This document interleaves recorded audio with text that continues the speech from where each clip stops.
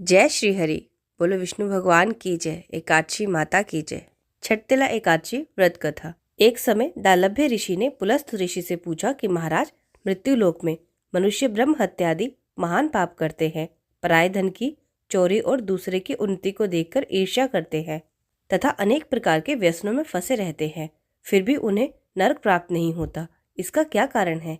ना जाने वे कौन सा दान पुण्य करते हैं जिससे उनके पाप नष्ट हो जाते हैं। यह सब कृपा पूर्वक बताइए। पुलस्त मुनि कहने लगे कि हे महाभाग, आपने अत्यंत सुंदर प्रश्न पूछा है। इससे संसार के जीवों का कल्याण होगा।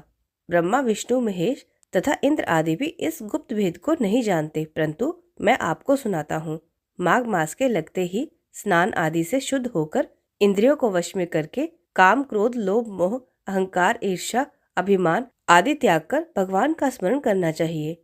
पुष्य नक्षत्र में गोबर, कपास, तिल मिलाकर उसके कंडे उपले बनाने चाहिए। उन उपलों से 108 बार हवन करना चाहिए। उस दिन मूल नक्षत्र हो, साथ ही एकादशी तिथि भी हो तो और भी श्रेष्ठ है। स्नान आदि नित्य क्रिया से निर्वृत्त होकर देवादिदेव श्री भगवान का पूजन और एकादशी का व्रत धारण करें। रात्रि को जागरण करना श्रेष्ठ है। उसके दूसरे दिन धूप, दीप, नैवेद्य आदि से भगवान का पूजन करके खिचड़ी का भोग लगावे। भगवान कृष्ण का पूजन करके पेठा, नारियल, सीताफल या सुपारी सहित अर्घ्य देते हुए विनय करे कि हे भगवान, आप दीनों को शरण देने वाले तथा संसार सागर में फंसे प्राणियों का उद्धार करने वाले हैं। हे जगत गुरु, आप लक्ष्मी सहित इस तुच्छ अर्घ्य को स्वीकार करें। इसके पश्चात जल से भरा हुआ कुंभ ब्राह्मण को दान करें। उस समय ब्राह्मण को श्याम गाय और तिल पात्र देना भी उत्तम है। तिल स्नान और भोजन दोनों ही श्रेष्ठ है। इस प्रकार जो मनुष्य जितने तिलों का दान करता है उतने ही हजारों वर्ष स्वर्ग में वास करता है। तिल स्नान, तिल का उपटन, तिल का हवन, तिल का जल, तिल का भोजन और तिलों का दान, यह छठतिला एकादशी है। इससे अनेक प्रकार के पाप नष्ट हो जाते हैं। इतनी कथा कहकर पुलस्त ऋषि कहने लगे कि एक समय नारद जी ने भी स्वयं भगवान विष्णु से यही प्रश्न पूछा था और भगवान विष्णु ने छठतिला एकादशी का जो महात्म नारद जी को कहा था वही तुमसे कहता हूँ। भगवान कहने लगे कि हे नारद, मैं आंखों में देखी एक सत्य घटना कहता हूँ, ध्यान पूर्वक सुनो। प्राचीन काल में मृत्यु लोक में एक ब्राह्मणी रहती थी। वह सदैव व्रत किया करती थी। एक समय 1 मास तक व्रत करती रही। इससे उसका शरीर अत्यंत दुर्लभ हो गया। यद्यपि वह अत्यंत बुद्धिमान थी, फिर भी उसने कभी देवताओं या ब्राह्मणों के निमित्त धन तथा अन्न का दान नहीं किया था। इससे मैंने सोचा कि ब्राह्मणी ने व्रत आदि से अपना शरीर शुद्ध कर लिया है और इसको विष्णु लोक तो मिल ही जाएगा, परंतु इसने कभी भी अन्न का दान नहीं किया। इससे इसकी तृप्ति होना कठिन है।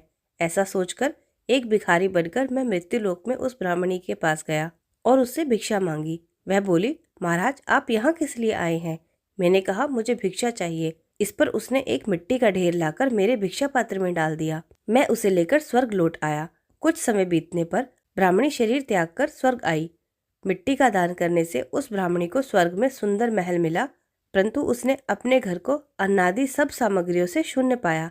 तब वह मेरे पास आकर बोली, भगवान, मैंने अनेकों व्रत आदि द्वारा आपकी पूजा की, परंतु फिर भी मेरा घर अन्नादि से शून्य क्यों है? मैंने कहा, पहले तुम अपने घर जाओ। देव स्त्रियां तुम्हें देखने के लिए आएंगी। पहले उनसे छठतिला एकादशी का पुण्य और विधि सुन लो, तभी द्वार खोलना। भगवान के ऐसे वचन सुनकर वह अपने घर गई। जब देव स्त्रियां आई और उन्होंने द्वार खोलने के लिए कहा तो ब्राह्मणी बोली कि आप मुझे देखने के लिए आई हैं तो सबसे पहले छठतिला एकादशी का महात्म्य कहिए। तब उनमें से एक देव स्त्री ने छठतिला एकादशी का महात्म्य सुनाया। ब्राह्मणी ने महात्म्य सुनकर घर का द्वार खोल दिया। देवांगनाओं ने देखा कि वह ना गंधर्वी है और ना आसुरी, वरन पहले जैसी ही है। फिर उस ब्राह्मणी ने देव स्त्रियों की कथा अनुसार छठतिला एकादशी का व्रत किया। इसके प्रभाव से वह सुंदर और रूपवती हो गई तथा उसका घर अन्न आदि समस्त सामग्रियों से भरपूर हो गया। भगवान कहते हैं, मनुष्य को छठतिला एकादशी के व्रत में लोभ न कर तिल आदि का दान अवश्य करना चाहिए।